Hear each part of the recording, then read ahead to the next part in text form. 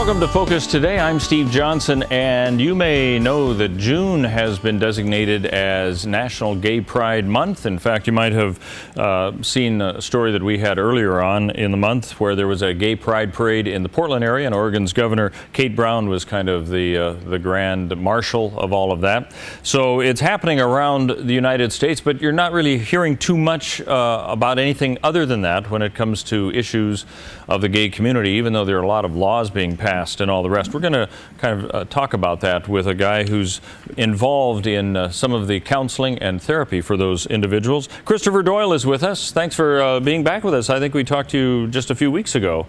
I'm glad to have you back. Yeah, I'm becoming quite a regular here. Yeah. Now, Christopher is a licensed therapist and counselor for equality and justice for all. And you've kind of, in your own writings, you've asked the question, why won't the left come out during Pride Month? And this is especially since we've seen a lot of legislation and political action going on about what cannot be done about gay therapy, for example. That was one of the big stories that came out about the whole idea of trying to have therapy that questions whether a person would remain gay or not has been outlawed and all the rest. And yet we haven't heard too much about that afterwards or anything else. So give us an inside scoop. What is going on? Because you'd think there'd be all sorts of things in the news about Gay Pride Month. Well, exactly. It seems like the left and the gay activist movement is taking an extended 30-day sabbatical from political activism and partying during the whole month. They drop all these laws and bills and make all this noise in April and May about trying to ban counseling for those who experience unwanted same-sex attractions. But then whenever we invite them to have an actual debate and talk about the facts, they're nowhere to be found. So it's prompting us to ask, where are they? And why won't you come on national TV, Ted Lieu and Jackie Spear, and actually talk about the facts of which you seem to know nothing about? Could it very well be that they think they've already won some of these wars, so why talk about it further until the next round? Well, I think they've won in the court of public opinion. Of course, President Obama and his administration recently released a memo saying that they opposed so-called conversion therapy, which we know is a misnomer because our clients don't identify as gay or lesbian. They have unwanted same-sex attractions, and they're seeking a counselor to help them resolve those underlying feelings as to why they might feel that way. And then you saw Congressman Ted Lieu and Jackie Spear introduce resolutions and actually a bill that would amend the Federal Trade Commission to make any sort of therapy to help clients with unwanted same-sex attractions deem it consumer fraud, because of course they claim the science has settled this issue that people are essentially born gay and that they can't change, which of course we know is scientifically incorrect. In 2008, the American Psychological Association said that although there's been a lot of biological, a lot of genetic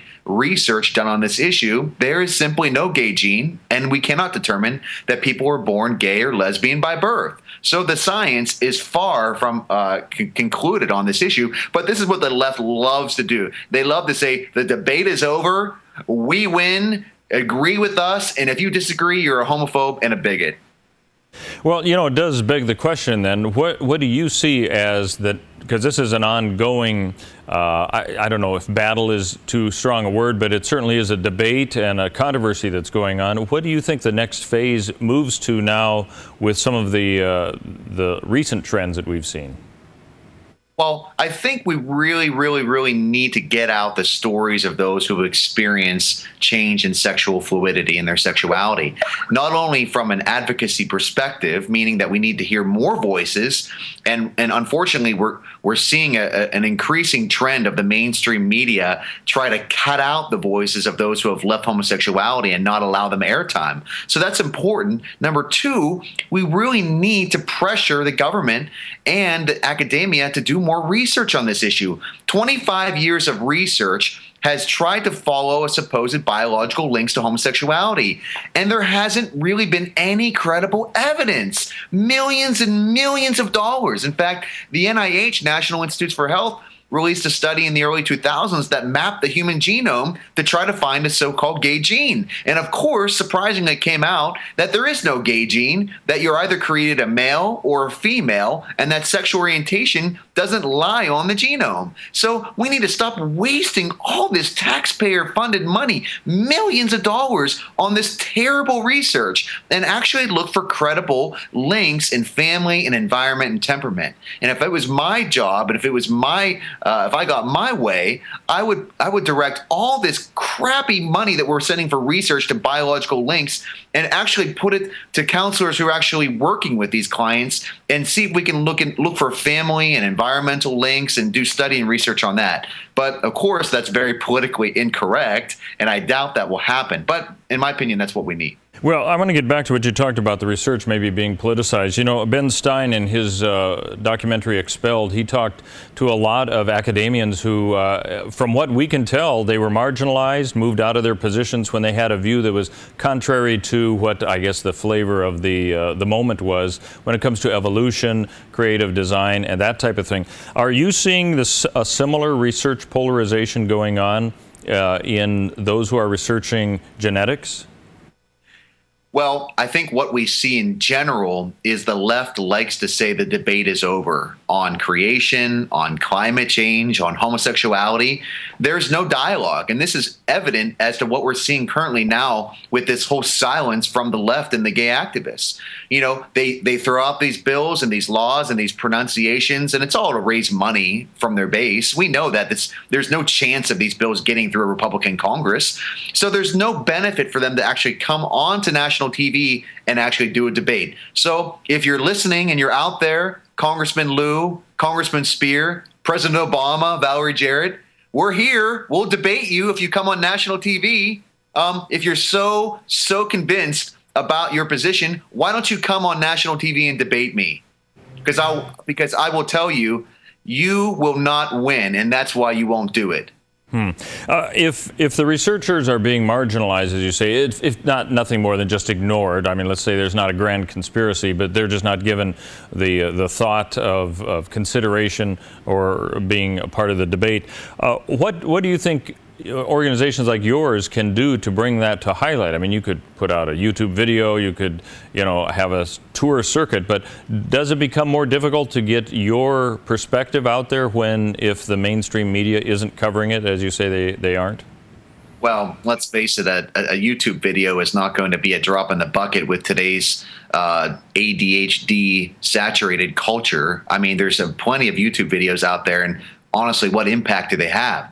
What we really need is a concerted effort among the government to actually call out this bias and systematic discrimination among people who do not identify as lesbian and gay. I mean, for one, the U.S. Census Bureau now is asking questions on sexuality. They're asking on what households consist of. I think you're going to see it even in greater scrutiny in the next census in 2020. They're going to be asking more about that. So there needs to be questions on things like the U.S. Census Bureau as, do you identify as ex-gay? Are you a former homosexual? Do you have a different experience? I mean, that's one good example. Another thing is there needs to be policies in the Justice Department and the Department of Education that crack down on discrimination towards people who experience same-sex attraction but don't identify as gay. And there's tens of thousands, if not more, people out there. But because there's so much stigmatization, there's so much discrimination for people in our community, their voices aren't allowed to be heard. Good example: gospel singer Donnie McClurkin was asked to speak and sing at the big anniversary of Martin Luther King Jr. in Washington, D.C. last August. After it was announced, and he's an ex-gay, after it was announced that he was going to sing at that, the gay activists in Washington, D.C. went ballistic, went to the mayor, said, we cannot allow Donnie McClurkin to speak. We cannot allow him to sing. He is intolerant. His voice can't be heard. And the mayor capitulated and uninvited Donnie McClurkin. This is clearly discrimination, and the mainstream media just completely ignores it. Because of that, then, if you can point to that as an example, do you see more court cases that organizations like yours could bring when these kinds of violations take place? Well, interestingly enough, in Washington, D.C. is the only jurisdiction in the country that actually includes former homosexuals under non-discrimination policies. It's actually clearly in the code, in the Human Rights Act of D.C. So if Mr. McClurkin would have brought a lawsuit against the city of Washington, he would have won. The problem is that for whatever reason, he wasn't willing to do that. And so we have to have organizations, law firms, legal firms really really encouraging people when they experience a discrimination to come out and do it. Lambda Legal does it for the other side. They're very active, but our side is not as aggressive, and that is very unfortunate. All right. Christopher Doyle is a licensed therapist and counselor. Equality and Justice for All is the organization. Give me an idea of your website. How can people get more information? Sure. If they want more information on the political movement of hashtag therapy equality, go to equalityandjusticeforall.org. If they want information on therapy and counseling for their friends and families who are struggling with this issue, please go to comingoutluved.com. All right. Thanks very much for being with us. Appreciate it. Have a great Father's Day weekend. Thank you. All right. We'll be back with more coming up on Focus Today. Hi, I'm Daniel and I work at theDove TV. You know, compared to Portland, Seattle, and LA, Medford might be considered a small market, but at theDove, we're excited about the opportunity to make a big impact right here in our community. And you help make that happen. Did you know that more than 90% of our income comes from people like you? You can help us now by making a secure online donation at our website, thedove.us, or by phoning 541-776-5368.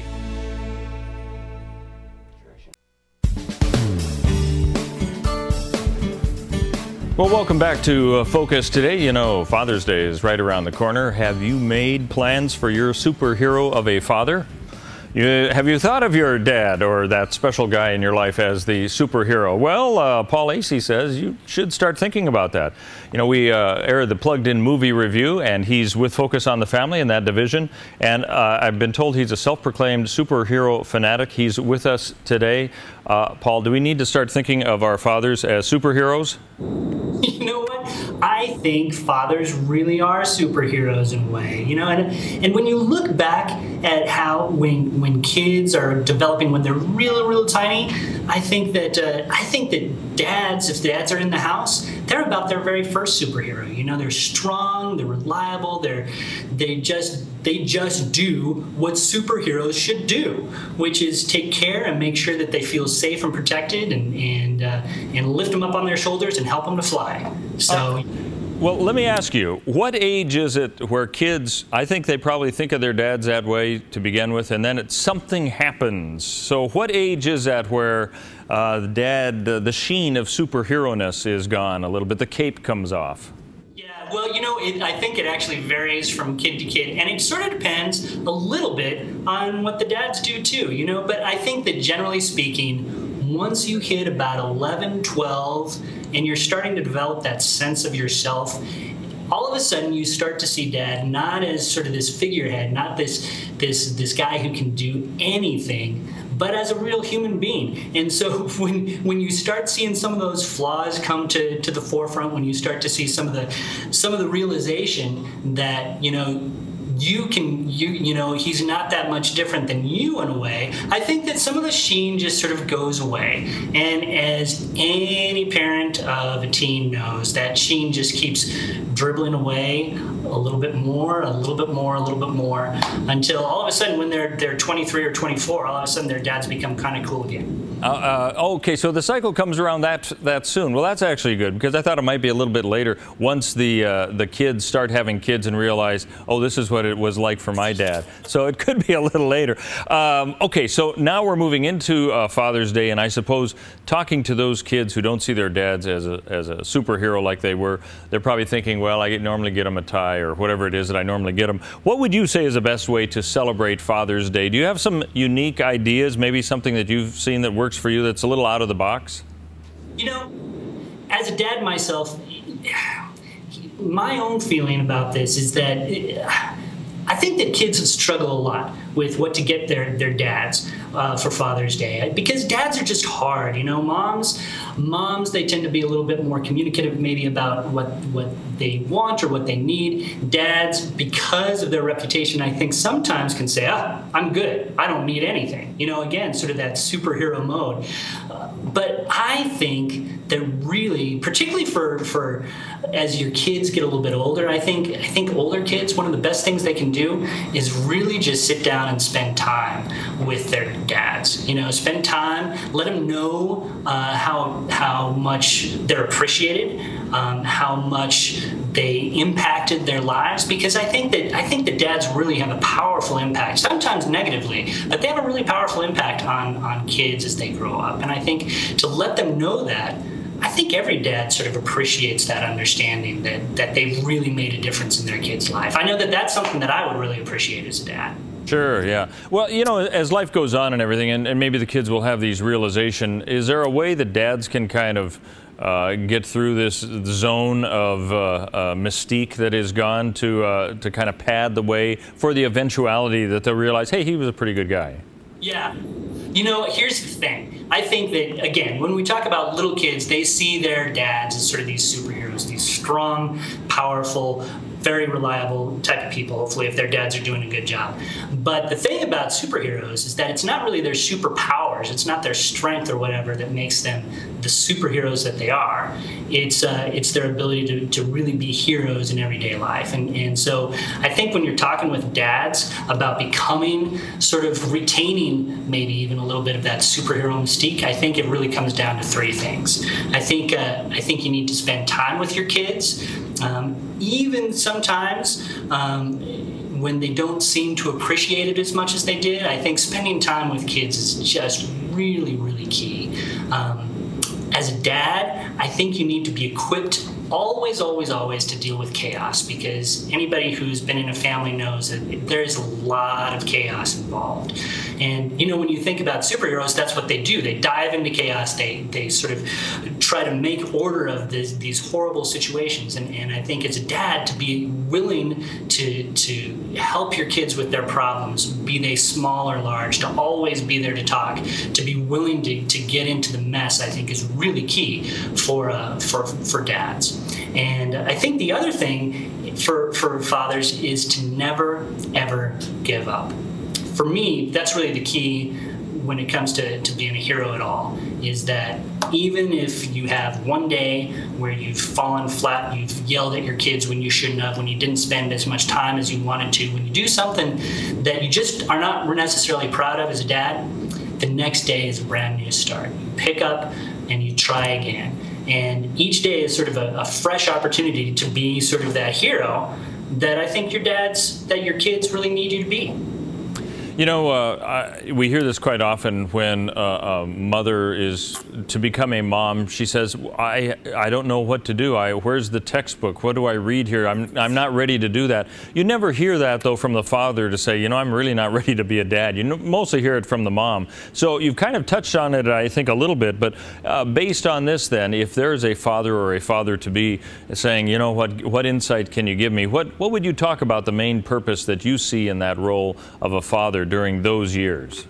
Yeah, I think that really it is the key it is really key to just be super involved with your kid's life. It's so important to really know. Dads in today's environment, they're really being asked to do a lot more than they did maybe when you or I were growing up, where at one point in time, a dad's role was really to provide for the family. He would be at work, he would see his kids, but maybe the interaction wouldn't be quite as great. And the responsibilities are so much more now, where we're really expected, and I think we really should take on a greater role with raising our kids. And so, again, I think the key is always to have that time, that attention, that willingness to get involved with your kid's life. As tired as you are, as despondent as you might be after a really hard day at work or a really frustrating time, to engage with your kids and really spend time with them and to understand what's going on in their lives. I think that communication I tell you what, that communication, as long as those lines of communication are open, I think that'll do a world of good for the parent-child relationship throughout their teen years and beyond. I think that as long as you can keep those lines of communication open, as long as you can be willing to talk with each other, I think that really is the key to good fatherhood. Similarly, I think that you'll see mothers saying, well, I want to be the perfect mother, but I can't. Do you find that there are guys who think that there's a perfect father mode that they need to live up to as well? Yeah, I think so. I think it's probably even more sort of ingrained in fathers, to be honest with you, because I think we're so performance-minded, generally speaking. As men, I think that we tend to like to keep score, and we're very cognizant of when we fail and when we just don't live up to our own expectations. And so I think that desire for perfection is a huge issue. When I was writing, I helped Jim Daly, Focus on the Family's CEO, write a book about fatherhood called The Good Dad. And that was a huge theme that we kept coming back to again and again, was this idea that the goal is not to be perfect. Because none of us can be perfect. That's sort of why Jesus came to us, right? Is because he knew that we could not be sinless. We could not be perfect. He knows that we're going to be failing, and I think that one of the keys is to be a good dad is to understand that there are going to be times where you don't do as well as you want. And again, the key is to just pick yourself up and try again the next day. In these days of like multiple blended families, fractionalized ones as well, what advice do you have on, as we're looking at Father's Day here, to come up to offer some practical wisdom for fathers during this day that could be kind of strange? They may have to go to several different places and do the same thing over and over. Yeah, that's a really good question, and there is really no pat advice to give for something like that, because I think that every situation is different. But I think if you're a dad in that sort of situation where you're dealing with blended families, where you have children over here and stepchildren over here, and in a way, the first thing I think you need to keep in mind as a dad is to be so grateful for that opportunity. A lot of men don't even take their role as a father very seriously. They leave, they never see their kids ever again. To have the ability to be able to see and to interact with your children, whether they be natural or through marriage or whatever, that is a real joy and real honor.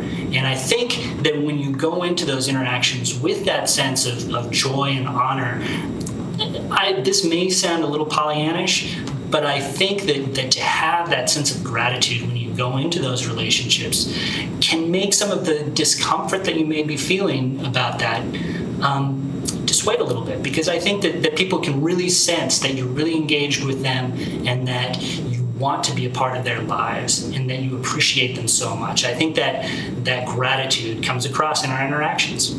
All right, and finally, even with the best intentions, we may blow it. So tell me, what is a big no-no for Father's Day this weekend, for fathers to, I suppose, get too stressed out or whatever? Hey, this is supposed to be their day, so all eyes will be on them. But what would you say is something that you see as something that I suppose if you commit it, whatever it might be, for the next year, you've got to make up for it?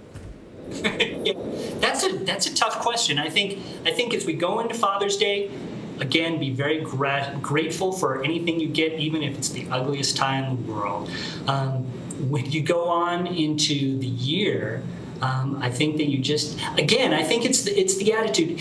When I think about fatherhood, when I think about my kids, the thing that I'm overwhelmed with, even though we've had our shares of problems and struggles, as every family does, I'm so grateful to have been able to be a part of their lives, to have been able to engage with them. And I think that when you really look forward to the next year with your children, to hold close to that sense of gratitude, to really appreciate this very fleeting time with your children, to whether they're really young, to really embrace the idea that they think that you're a superhero. When they're older, to really try to show them what a real hero is, to tell them, to show them what it means to never give up, to spend time with people, to do all those things. And even when your kids are grown like mine, just the ability to continue to communicate and to be so grateful that you had the blessing to be a part of their life for so long. All right, thank you. Well, Paul Asay, editor of Focus on the Family's Plugged In, and also co-author with Jim Daly of The Good Day and author of God on the Streets of Gotham, talking about Father's Day and being superheroes. Thanks for being with us. Hey, thanks. All right, more coming up on Focus Today in about 2 minutes. Keep it tuned right here. Hi, I'm Jim, and I work at theDove TV. Every weekday between 6 and 8 a.m., our award-winning news and sports team bring you the best morning show around. It's live, it's honest, and it's a whole lot of fun. And you help make it happen. Did you know that more than 90% of our income comes from people like you? You can help us continue to air local programs that share your voice by making a secure online donation at our website, thedove.us.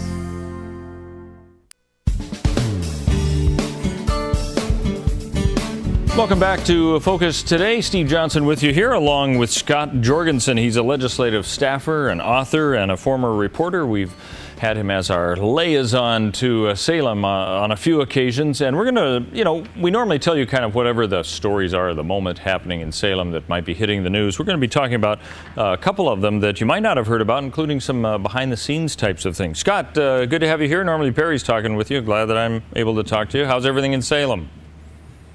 Well, right now it's in kind of hurry up and wait mode because all the policy committees have shut down, but there's a lot of behind-the-scenes deal-making going on with the capital construction budget and everything else. So folks are kind of scrambling behind the scenes to make sure that their pet bills advance. A lot happening behind closed doors right now. All right, give us an idea, because sometimes it gets extended. How many weeks do we have scheduled for this session?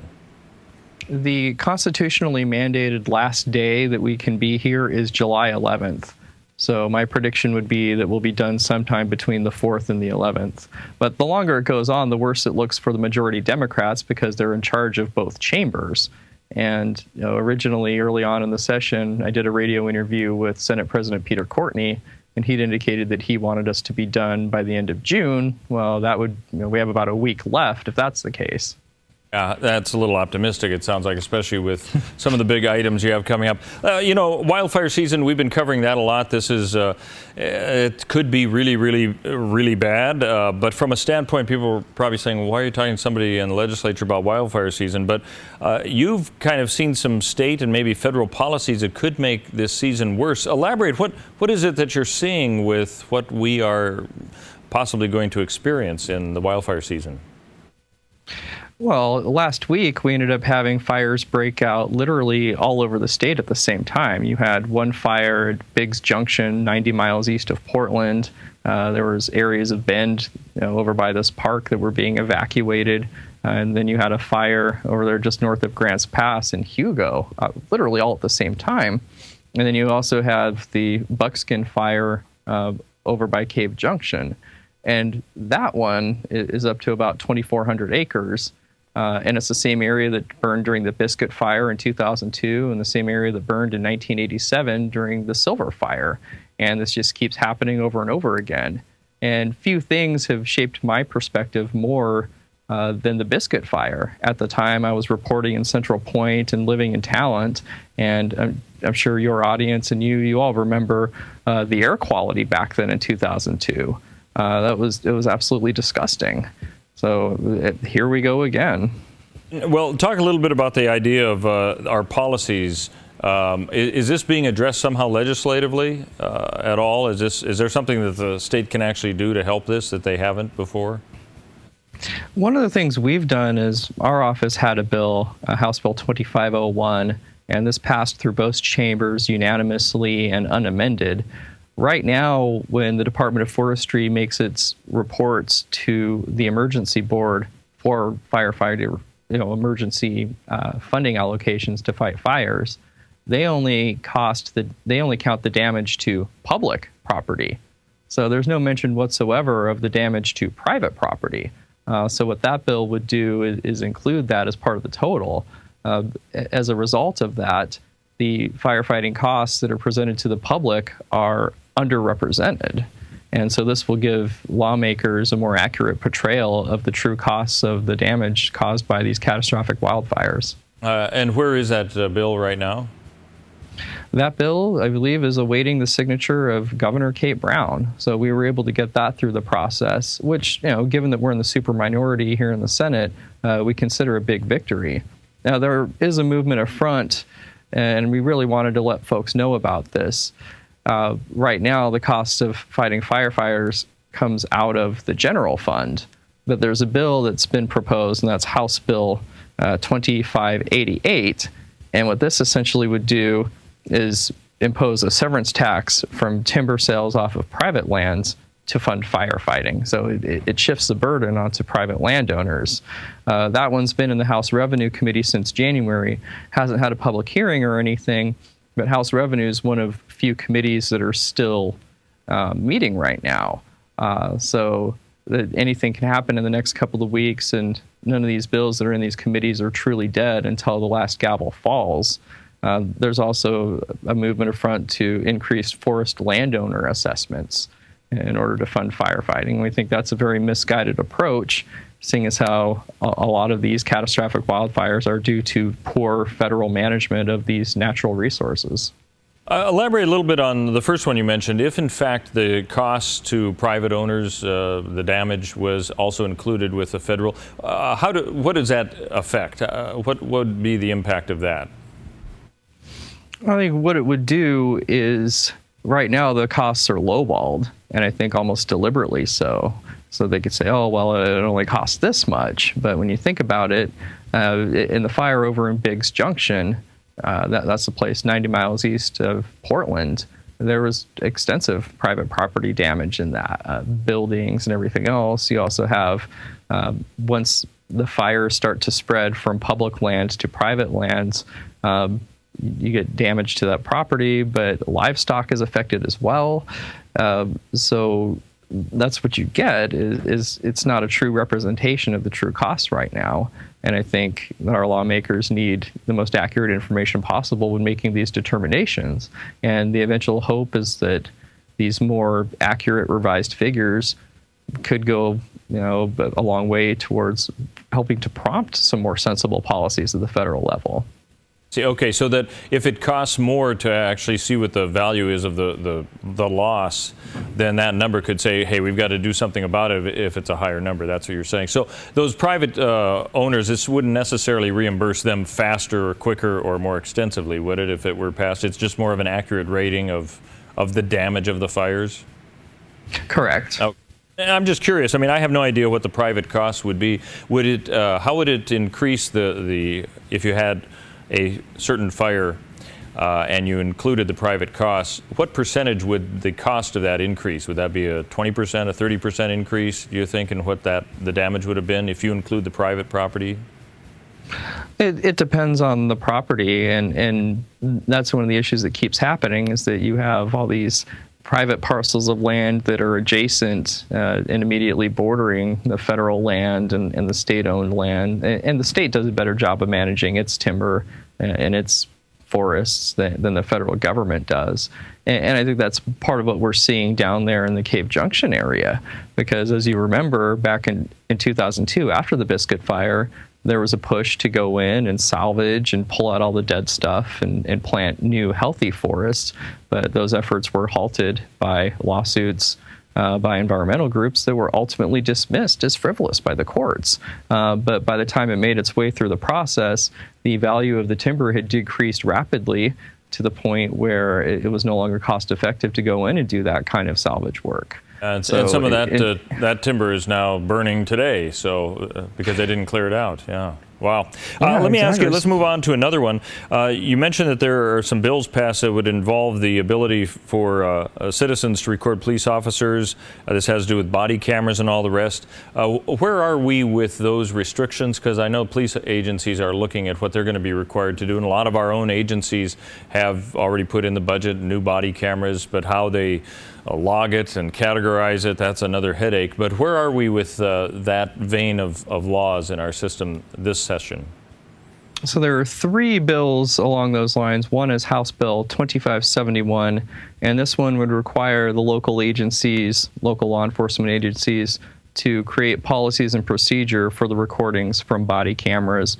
And a lot of that has to do with data storage and retention and things like that. That bill passed through both chambers with broad bipartisan support. So that's on its way to becoming law. Another one is House Bill 2704.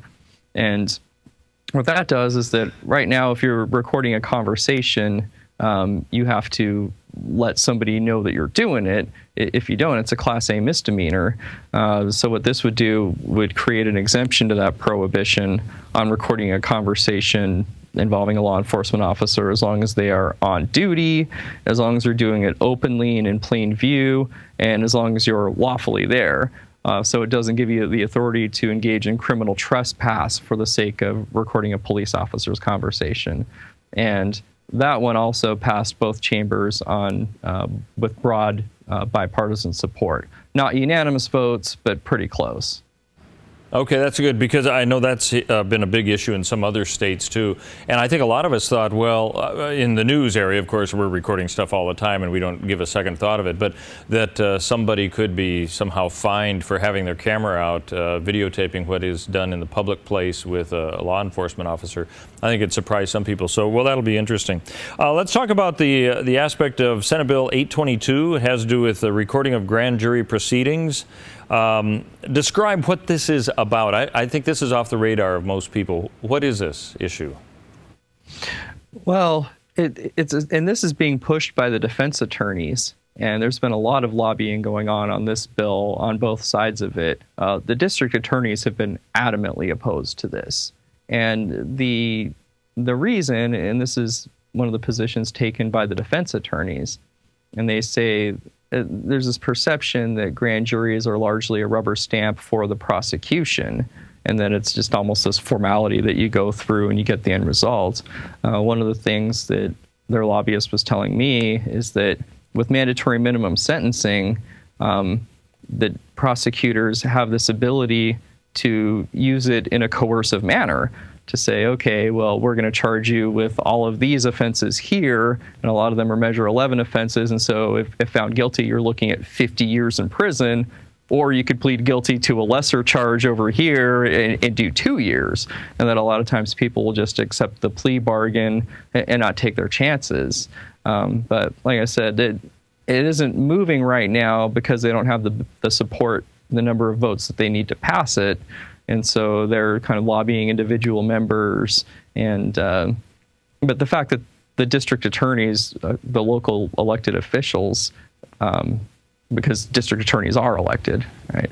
The fact that they're opposed to it, I think, is carrying weight with a lot of the members and makes them reluctant to go there, because then you have the issue of costs, and a lot of people are feeling like it's an unfunded mandate, especially with the situation we have with half of the counties in this state teetering on the verge of bankruptcy. 22 would allow cameras in the courtroom just like other proceedings for grand juries. Is that right? That's what the essence is of that? That's correct. And there's other concerns, too, about the protection of victims. But, you have another issue, and that's the whole discovery process. And so there could be some merits to it, and other states have taken similar approaches. But that bill right now, as it stands, there's different amendments being offered up to it to try to address those concerns. So it'll be interesting to see how that one plays out, because at this point in the session, time is definitely not on their side to get this thing moving, because we're racing to the exits. Yeah, you mentioned that some of the other states do allow the recording of grand jury proceedings. Is that right? That's correct. Okay. And one of the set of amendments that they are working on right now, they modeled on similar legislation over in New Jersey, for example. Okay. Good. Hey, Scott Jorgensen, nice talking with you. He's a legislative staffer, an author, and a former reporter, kind of giving us the scoop on what's going on for the next few weeks, the closing weeks of the session. Thanks for being with us, Scott. Appreciate it. Thank you, Mr. Johnson. All right, we'll be back with more on Focus Today coming up in about 2 minutes. Hi, I'm Paula, and I work at theDove TV. Every day we get letters and emails from people who've been encouraged, blessed, and challenged by the programs on theDove TV. But we couldn't do it without you. Did you know that more than 90% of our income comes from people like you? You can help us continue to bring inspiration and hope to our community by making a secure online donation at our website, thedove.us, or call us at 541-776-5368.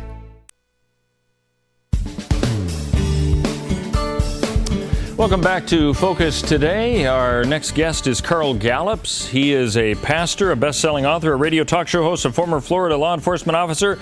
Goes on and on. Hey, he's also the Board of Regents on the board with the University of Mobile in Alabama and a conference speaker, and he wants to know if you're ready. Well, okay, I've really made this short and brief, but it is true. Are you ready for whatever could be happening to you? And I have a feeling when you look around, you realize I probably don't have enough water should the power go out. Do I have enough ramen noodles? I mean, that's looking at it very simplistically, so we need to look at it a little bit more deeply. So Carl is with us. Carl, thanks for being here. Appreciate it. Hey, thank you so much, Steve. It's my honor. Is it hot and humid in Mobile, Alabama? Well, actually, I live in Pensacola, Florida, which is only about 50 miles from Mobile. But yes, it's hot and humid and thick. Well, then you need to come. It's thick here too, but we're thick in different ways. We've got lots of bramble bushes, but it's cool and wonderful. You should come up vacation and come and be on our show live next time. How's that sound? Hey, I would love to do that. Just shoot me the invitation. I'll be there, man. Well, you've written the book called Be Thou Prepared, and it's a new book in stores nationwide coming up this September, so we're kind of getting a preview of all of this. This sounds to me, just by looking at the title, that this is something dealing with a biblical mandate to be ready for whatever is going to be happening. Now, I know that you've probably gone much more in depth on that, but is that kind of the overall theme, that you're seeing people aren't prepared for what could happen? Yeah, Steve, it really is the overall theme. I'm really, at this point, not allowed to go into all the guts and details of the book since it's not released yet, but it will be coming out soon. And that is the overall theme. And it traces all the way back to the early church. You know, the early church dealt with persecution. It dealt with famine. It dealt with disease. It dealt with people losing their jobs. Most of the early believers were Jews. And because they had placed their faith in Jesus as Messiah, a lot of them got kicked out of their families, and widows were having to be taken care of. People were in dire straits. And so the early church had to learn how to deal with all of this. And here we are several thousand years later, Steve, and the church still has to deal with these things. And even in America, I mean, you know, people in America are beginning to understand, look, persecution has come to our shores.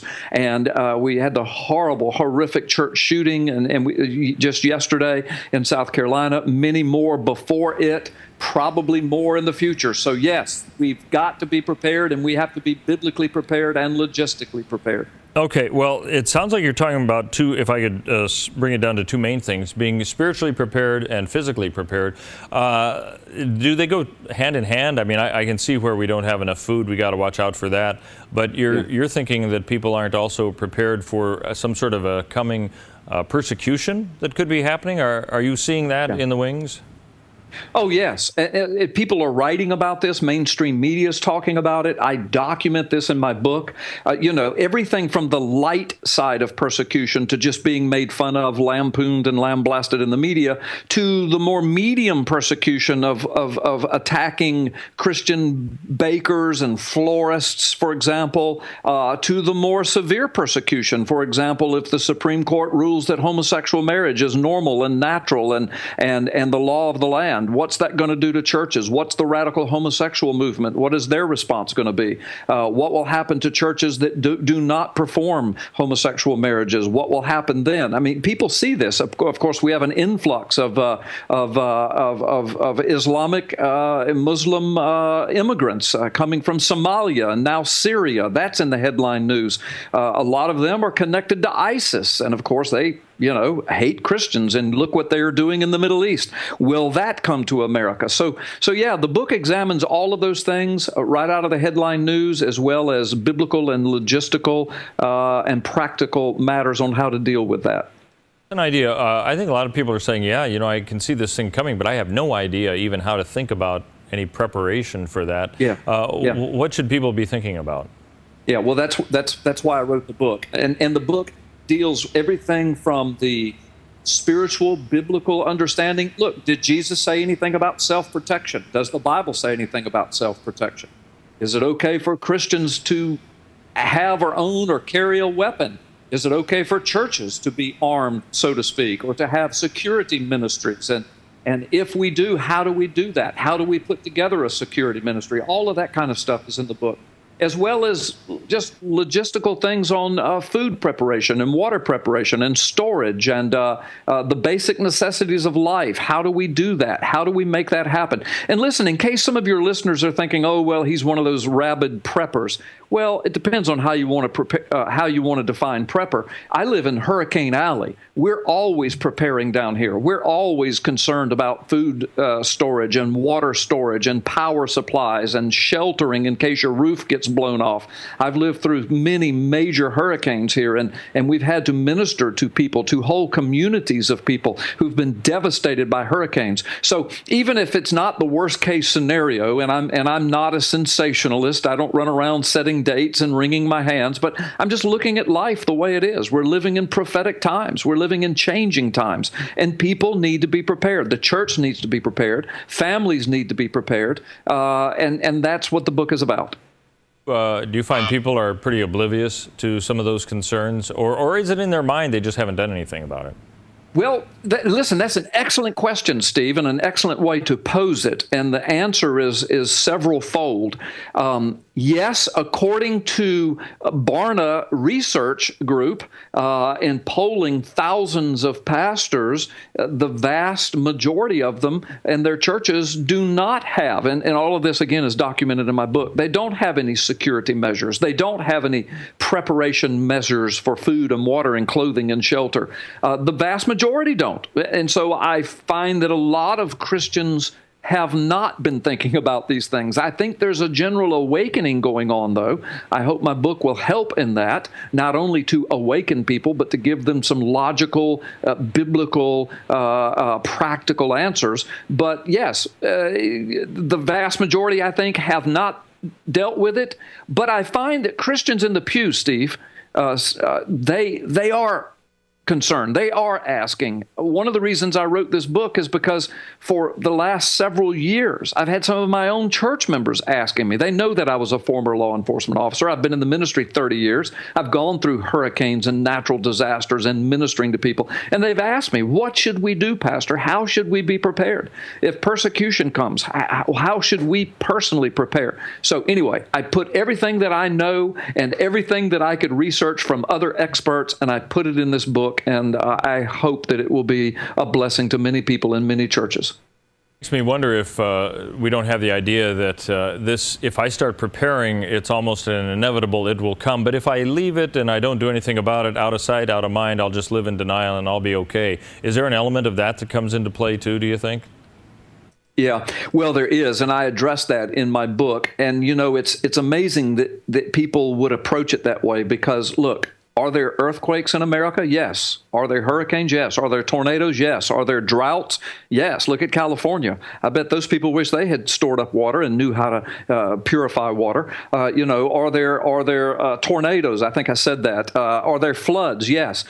So yeah, do we lock our doors at night when we go to bed? Do we have burglar alarms on our house? Do we put on seat belts when we drive down the road? I mean, all of these things are matters of day-to-day preparations that we make. So, you know, I find it interesting that people kind of shy away. I think, again, it's been this prepper mentality, like there's some kind of conspiracy theorist. But listen, even the government, go to government websites on preparing for disasters.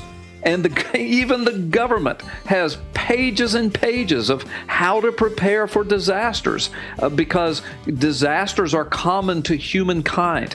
Listen, I pray not, but we could have a war on our own soil. I mean, we've had the War of Independence. We've had the Civil War. We had the Civil War.